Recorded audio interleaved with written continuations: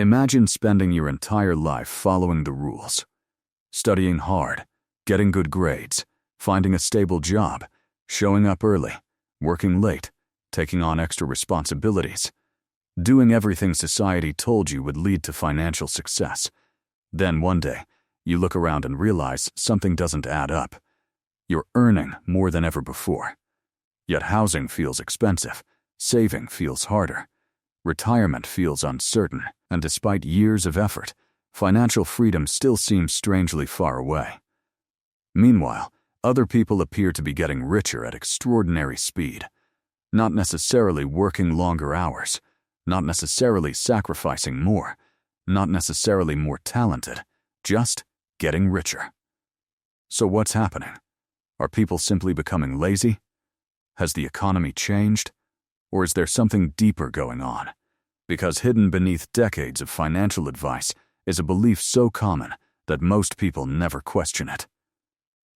A belief repeated by parents, schools, employers, politicians, and even successful people themselves. The belief that if you work hard enough, you'll become wealthy. At first glance, it sounds reasonable. In fact, it sounds almost unquestionable. After all, hard work matters. Discipline matters. Persistence matters. But what if the real financial story is far more complicated?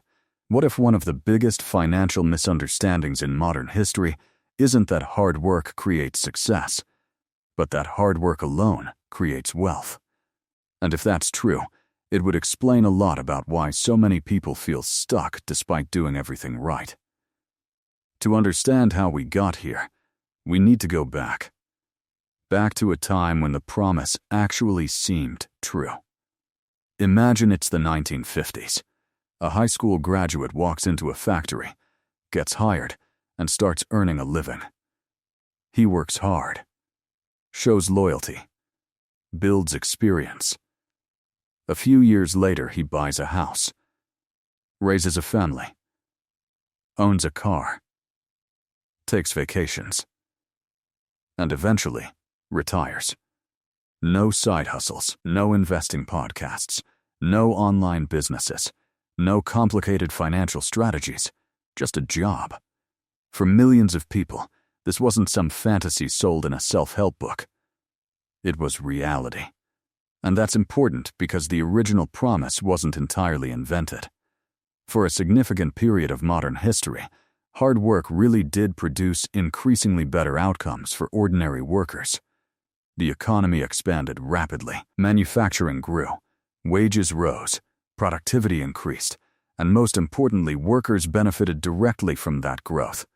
As businesses became more productive, employee compensation generally increased alongside it. The average worker could feel progress. Life genuinely improved. The system seemed simple: work hard, earn more, build a better future. But then something changed. Quietly, gradually, almost invisibly, and most people never noticed. Beginning in the late 20th century, productivity continued climbing. Workers became more efficient. Technology improved. Computers transformed businesses. Globalization accelerated. Companies produced more value than ever before. But wages started telling a different story. Productivity kept rising. Worker compensation didn't keep pace.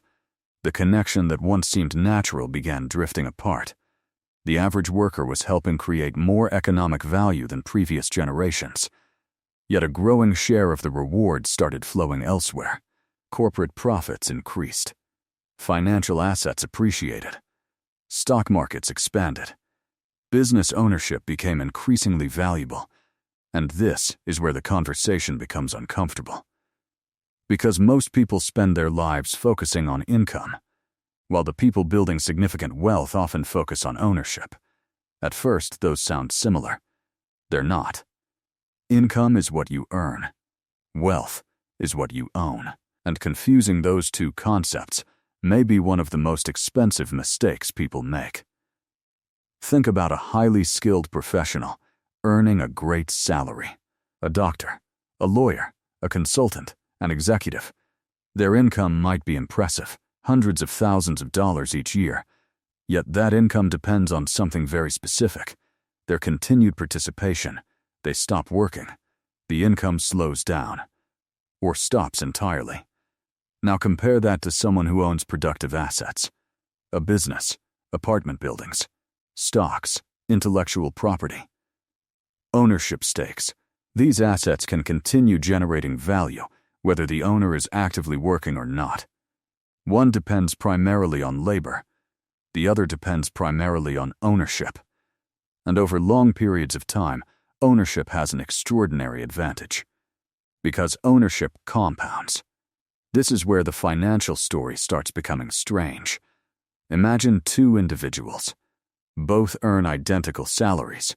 Both are equally intelligent. Both work equally hard.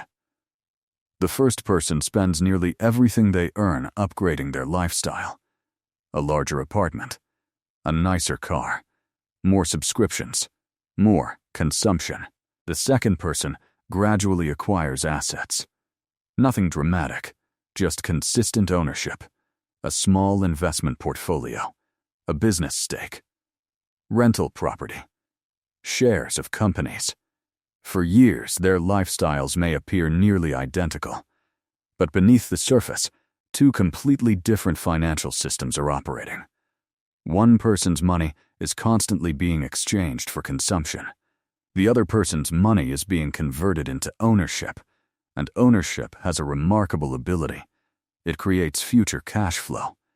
Eventually, the second person's assets begin producing income themselves: dividends, rent, business profits, capital appreciation. Now something unusual happens. Money starts working. Not metaphorically. Literally, money begins generating more money, and once that process starts, time becomes an ally. This is the part that many people underestimate. Not because it's secret, but because it's boring. Compounding isn't dramatic. It doesn't look impressive on social media. It doesn't produce instant results. It often feels invisible. Yet some of the largest fortunes in history have been built through nothing more complicated than ownership combined with time. Ironically, the most powerful force in finance often feels disappointingly slow. At first. Then, suddenly, overwhelming. Which brings us to another hidden force shaping modern financial life: inflation. Most people understand inflation as rising prices. Groceries become more expensive. Housing costs increase. Services cost more. That's true. But inflation creates a second effect that's rarely discussed. It changes the value of inactivity. Imagine someone saves cash for decades. They do everything responsibly, avoid unnecessary risks, build a healthy savings account. Then, inflation slowly reduces the purchasing power of that money. Not overnight, not dramatically, just gradually, year after year. The money still exists. The number in the account remains visible. But what it can buy changes. Meanwhile, productive assets often behave differently. Businesses can raise prices.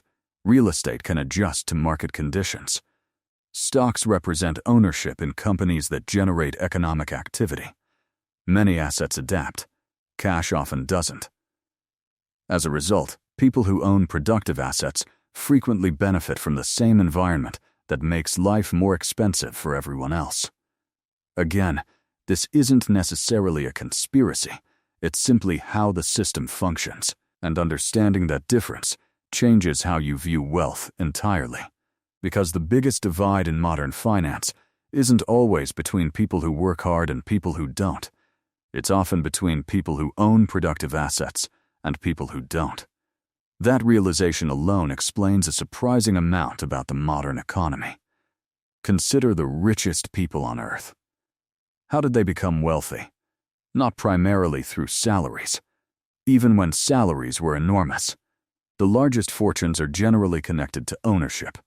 Ownership of companies, ownership of technology, ownership of brands, ownership of assets, ownership of systems.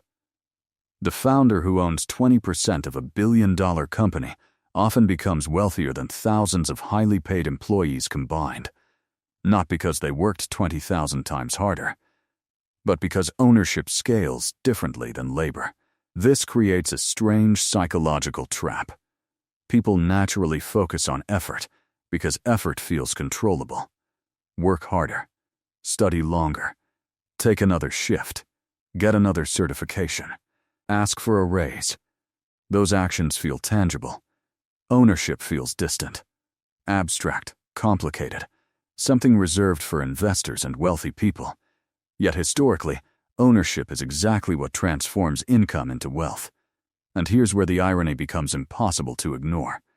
Schools spend years teaching students how to become employees, how to pass exams, how to follow instructions, how to prepare for careers. But very little time is spent teaching how assets work, how businesses operate, how equity functions, how investing compounds, how ownership changes financial outcomes. People graduate knowing how to earn money, but often with limited understanding of how money itself earns money.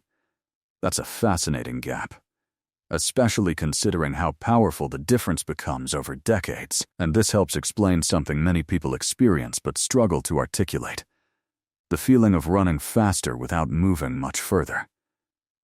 Because increasing income and building wealth are related, but they are not identical. Someone can double their salary and still struggle financially if expenses rise alongside income. In fact, this happens constantly. It's called lifestyle inflation. A bigger paycheck arrives. Then comes the bigger apartment, the upgraded car, the more expensive vacations, the higher monthly obligations. Income increases. Financial freedom doesn't. The appearance of progress replaces actual progress, and before long, someone earning significantly more than they did 10 years earlier may feel just as financially constrained.